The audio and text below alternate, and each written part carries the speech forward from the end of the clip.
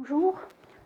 Au cours des vidéos précédentes, nous avons parlé du cycle cellulaire, donc de l'importance de la phase S dans la duplication du matériel génétique ou le passage de la quantité Q à la quantité de Q chez la cellule mère, que ce soit animale ou végétale. Une phase S qui est très importante pour les préparations de la cellule à la division cellulaire, donnant naissance à deux cellules filles, chacune porte la quantité Q.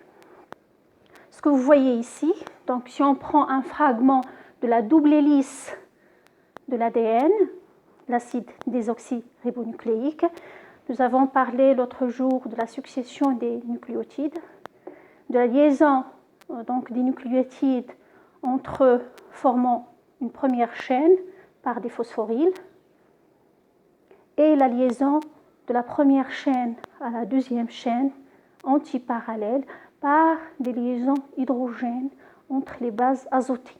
Nous avons parlé des natures puriques et périmédiques des bases azotées. Nous avons pu parler donc de liaisons hydrogène double et des liaisons hydrogène triple qui unissent ces derniers.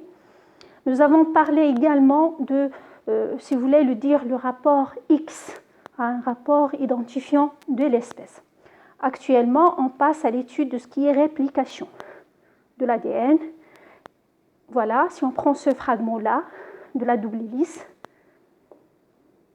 ici c'est la structure chimique, ici vous voyez juste un schéma de cette dernière.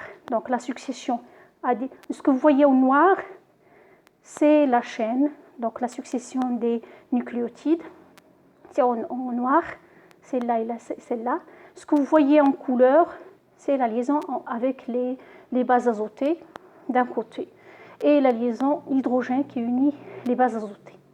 Donc c'est juste un schéma de ce qui existe ici. Donc on passe à la réplication. Donc pour la réplication, ce qui va se passer, c'est que donc chaque chaîne, il y aura, si vous voulez dire, fragmentation des liaisons hydrogènes.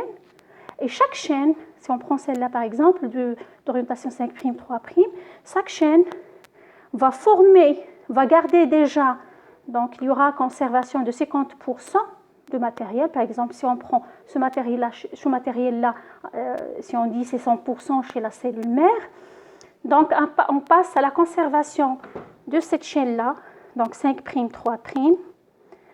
On regarde qu'il y aura synthèse ou néoformation d'une deuxième chaîne complémentaire à la première, ce que vous voyez ici en bleu. Donc c'est une chaîne complémentaire à la première chaîne qui est matérielle. Donc celle-là en bleu, c'est néoformé. Celle-là en noir, c'est la chaîne maternelle. Donc il y aura, à ce niveau-là, il y aura conservation à 50% et néoformation à 50%. L'autre chaîne également va suivre il y aura le même enchaînement quoi. Donc si on prend celle-là d'orientation 5', 3', elle est là. Donc il y aura synthèse ou la biosynthèse d'une chaîne complémentaire. Donc d'orientation 5', 3'.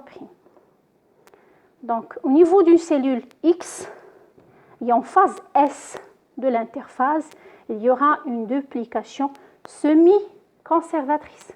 Donc 50%, un brin 50% maternel et un brin néoformé, un brin 50% maternel et 50% néoformé. Voilà, on passe de la quantité Q chez la cellule mère à la quantité de Q chez la cellule mère.